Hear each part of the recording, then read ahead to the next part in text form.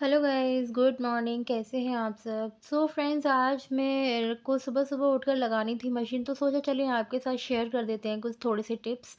तो फ्रेंड्स, मेरे को ना इसमें आज धुलना था जैकेट और जीन्स, पर काफ़ी लोगों को मैंने ऐसे देखा है कि कुछ जो फ्रेंड्स हैं वो भी ऐसे बोलते हैं कि जैकेट और जीन्स मशीन में साफ़ नहीं होते, और जो फुल ऑटोमेटिक मशीन होती है उसमें बिल्कुल भी साफ़ नहीं होते। बट ऐसा कुछ भी नहीं है दोस्तों। देखिए, मैंने आज सुबह में ही मशीन लगाई थी, जीन्स और जैकेट ही डाली थी इसमें। होता क्या है ना, आप लोग क्या करते हैं कि साथ में जीन्स, जैकेट, कपड़े, वूलन सब एक साथ डाल देते हैं, तो इस वजह से कपड़े क्या है ना एकदम वॉश ही नहीं हो पाते। आपको एक अगर हैवी कपड़े धुल रहे हैं ना, तो उसको एक-एक कपड़े ही डालेंगे। ऐसे नहीं है कि सारे कपड़े एक साथ डाल देंगे, हैवी भी और कॉटन भी, सॉफ्ट भी, सारे कपड़े एक साथ नहीं डालने होते हैं। तो फ्रेंड्स, ये मशीन जब भी हम कपड़े निकालते हैं ना, उसके बाद सारी मशीन को अच्छे से साफ़ कर दें, कॉटन के कपड़े से एकदम सुखा के उसके बाद उसे बंद करके रखना चाहिए, क्योंकि फिर बाद नहीं तो अगर गीली ऐसे बंद करते तो ख़राब हो जाती है। हमेशा कभी भी कपड़े निकालें मशीन में से तो पहले उसे अच्छे से सुखा दें और उसके बाद उसका कैप बंद करें।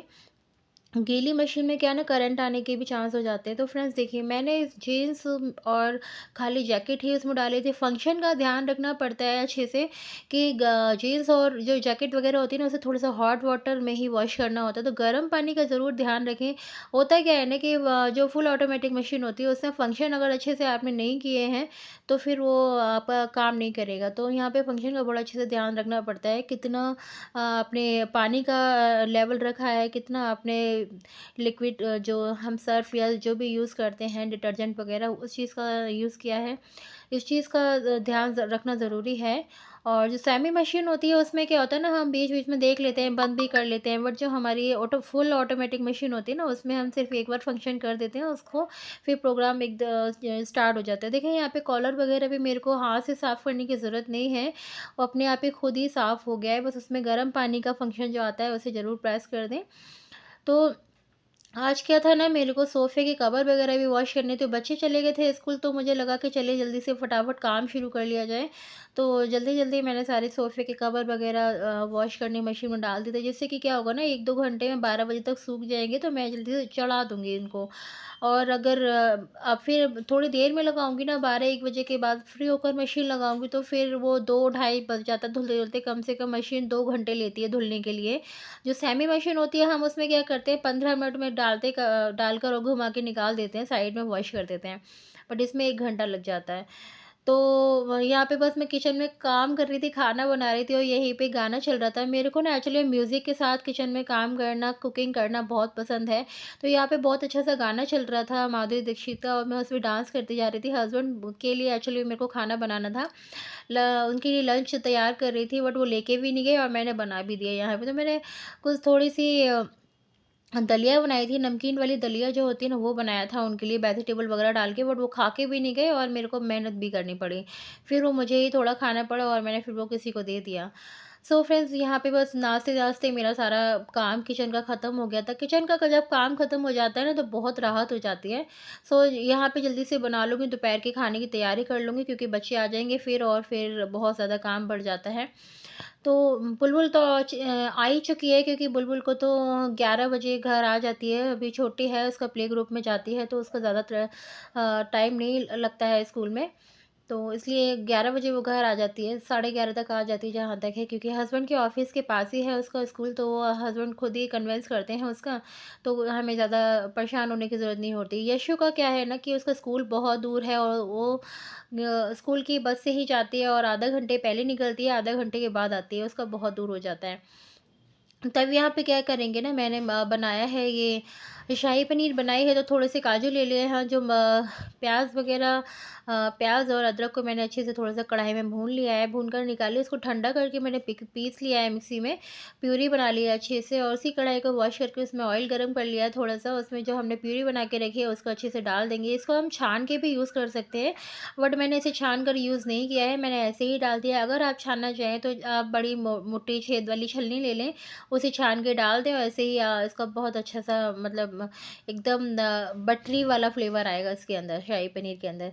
अगर आप डालना चाहें तो इसमें गरम मसाला डाल सकते हैं, मैंने गरम मसाले का यूज़ नहीं किया है, मैंने शाही पनीर मसाले का यूज़ किया है थोड़ा-सा, बट मैंने गरम मसाला नहीं डाला है। अगर आप डालना चाहें तो इसमें डाल सकते हैं गरम मसाला, थोड़ा-सा कसूरी मेथी डाल सकते हैं, उससे बहुत अच्छा फ्लेवर आता है। मेरे पास कसूरी मेथी थी ही नहीं, इस वजह से मैंने वो नहीं डाली है, स्किप कर दिया है।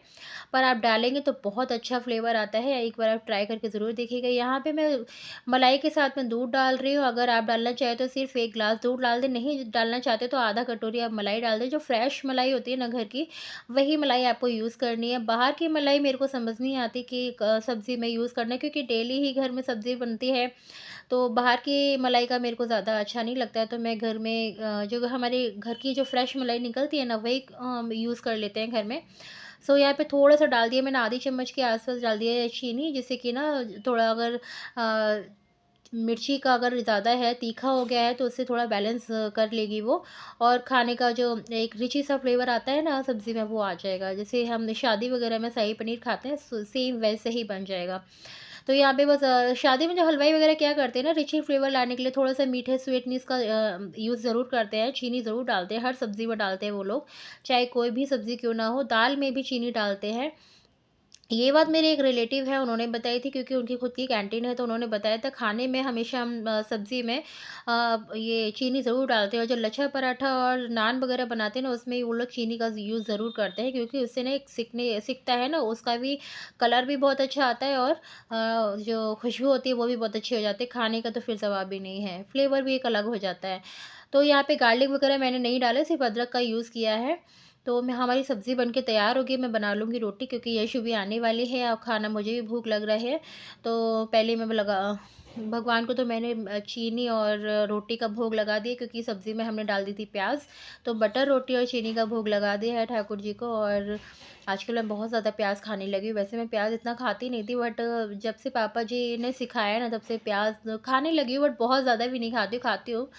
जैसे सब्ज़ी में सुबह जैसे शाम की सब्ज़ी में डाल दिया, सुबह की सब्ज़ी में एक ही बार डालते हैं, शाम मतलब एक बार नहीं डालते, इस टाइप से। तो यहाँ पे मैंने कच्चा अनियन थोड़ा-सा ले लिया है सैलेड के रूप में, और थोड़ी सब्ज़ी ले ली है। अब ये है मेरा खाना। तो बुलबुल खाने वाली है ये, मतलब शाही पनीर और रोटी, और मैं तो खाऊँगी चावल के साथ में, क्योंकि मेरे को एक्चुअली में चावल खाना था, मैंने अपने लिए चावल बनाया था। यशु और बुलबुल चावल नहीं खा रही हैं, उन्होंने बोला कि हम लोग खाएँगे रोटी, तो मैंने इन दोनों के लिए रोटी बनाई थी, और मैं चावल ही खाऊँगी, क्योंकि मेरे को तो चावल के बगैर नहीं बनता है, मैं एक टाइम चावल ही खाती हूँ।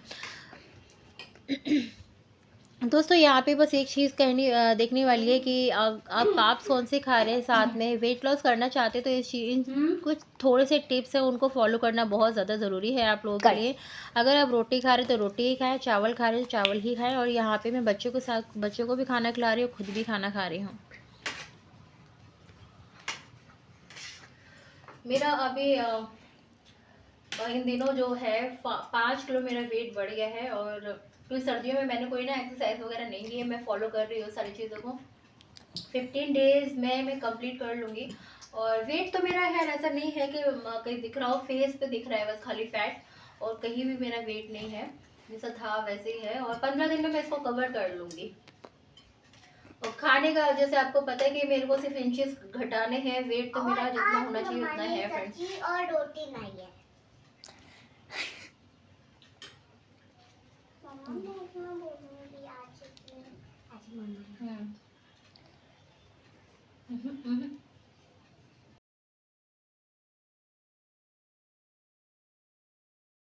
खाना खाते समय ये जरूर याद रखें, या तो फिर चावल सब्जी खाएं या फिर रोटी सब्जी खाएं, दोनों कार्ब्स एक साथ नहीं लेने। आपको जो भी खाना है एक ही चीज़ खाएं, आप इस चीज़ का बिल्कुल ध्यान रखें आप।